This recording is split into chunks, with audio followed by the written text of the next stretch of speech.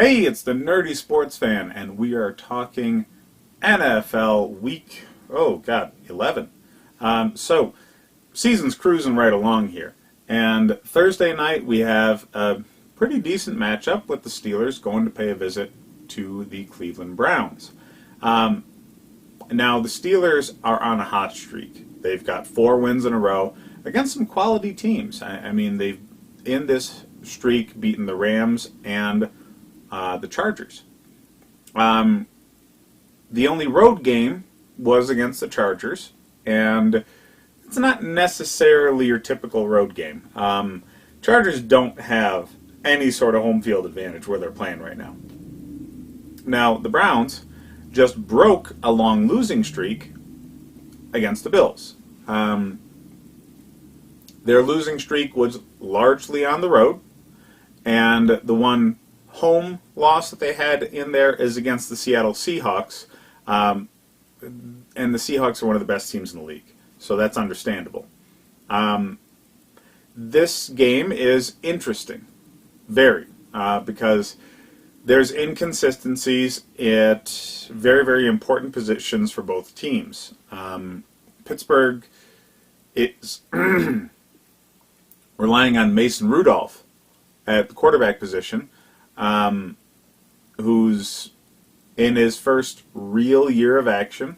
I mean, he sat on the bench last year behind Roethlisberger, but, you know, he's been thrust into it because of Roethlisberger's injury and doing pretty well. Freddie Kitchens from Cleveland, doing a crap job with a good team. When you have not the most consistent performances from a head coach or a quarterback, it's difficult to say what team is going to show up. What you can usually bank on is running game productivity, not necessarily play calling, and defensive performances. Defenses tend to be a lot more consistent than offenses. And in this, you have a solid, but not necessarily fantastic defensive staff with Cleveland. It's not been doing really well against the run at all this year, but they've got some pretty good pass rush and pass defense players. And you have a stellar all-around defense in Pittsburgh, one of the best in the league. So advantage Steelers there. And the Browns have a much more dynamic offense, but considering the Steelers' defense, I think they can handle that. The Browns' weakness on defense is their running defense. And the Bills last week lost, I think, largely because of their own play calling, not getting their running backs involved enough. They only ran the ball 20 times, and a handful of those were scrambles from Josh Allen. So the game was never out of reach for Buffalo. I don't know why they didn't run the ball more often against an absolutely terrible Browns run defense, but I don't think Pittsburgh makes that mistake. The offensive staff, has changed hands a few times under Mike Tomlin, but Tomlin has his finger on the pulse all the time on game day for game day management. So they're not going to get away from their bread and butter. They're not going to get away from the running game. They understand that Mason Rudolph needs the support of James Conner, and Conner should be healthy fully for this game. I think that the Steelers' defense can handle the Browns' offense. I don't think the Browns' defense can handle the Steelers' offense because their weakest parts line up with the strongest parts for the Steelers. So I have the Steelers winning this game. I have it being close, though.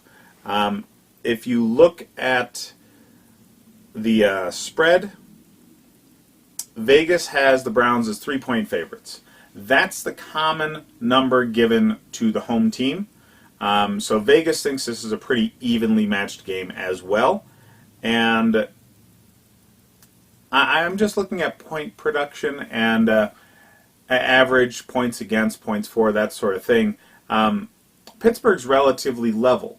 They're averaging about a point and a half more than they give up.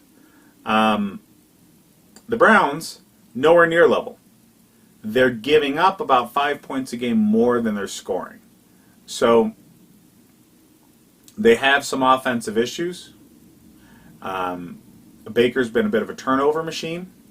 That doesn't bode well against a really opportunistic Steelers defense. And their defense really can't consistently stop running backs at all. So they get scored on often. I see this as a pretty easy Steelers win, actually. I don't understand them not being favored here. I think it's just because the Browns are at home and they are coming off of a win. They need to show consistency before I put any faith in the Browns whatsoever. They need to string a few wins together before I think they've bucked this trend. I just don't think they have. I think their opponent last week beat themselves with bad play calling, not so much they beat the Bills.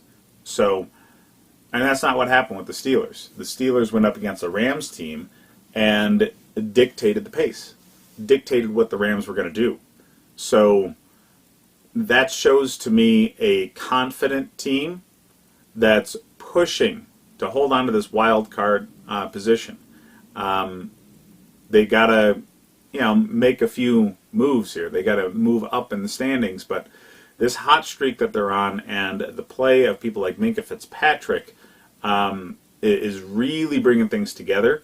And I don't think they're going to win the division because Baltimore's too strong, but I do see them pushing towards one of the two wild card positions. AFC South is tough, and the Bills have a very good record and a very weak schedule.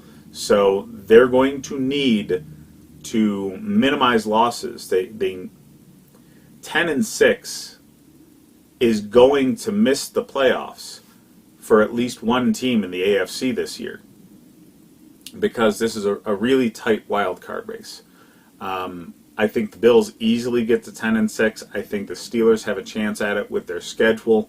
And, then who wins the division with the AFC South? You've got the Colts, you've got the Texans, and the Jaguars, we don't know what they're going to be with Nick Foles after the bye week. So there's a lot of variables still, and Steelers have to mind their own. I think this is a game you have to win if you want to make the playoffs.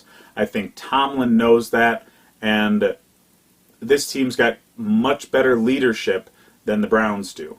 I think the Browns are a year and a different coach away from actually making noise in the league. This is the Steelers' game. As far as fantasy football goes, you need to start James Conner.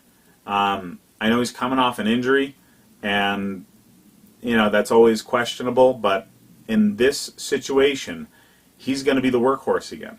And Cleveland needs to find answers to stop people in the running game that aren't the opposing team's play calling being bad. You're not going to have that advantage this week. James Conner is going to run all over him. Juju's going to have a down week. He's the only receiver they really have to worry about for the Browns, and they do have good pass defense. Denzel Ward will be stapled to Juju Smith-Schuster.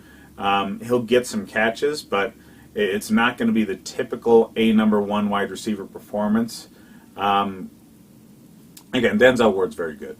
From the Browns' perspective, I see their regular go-to guys, being heavily involved in the offense. I just don't see a lot of production coming out of them. So PPR leagues still start Landry because he's the number one target for this offense. Beckham's like a wide receiver 3 right now. He got blanketed by Tre'Davious White last week, and I don't see him doing much better against Minkah Fitzpatrick with a defense that can, consistently do well in pass coverage. The zone blitzing scheme that they've used for years in Pittsburgh, I mean, they keep going back to it, and it keeps working. It's not so much coverage on the receivers as it is pressure on the quarterback, attacking the offense, not taking away what the offense wants to do. It's very, very different. It's much more aggressive, and I love it.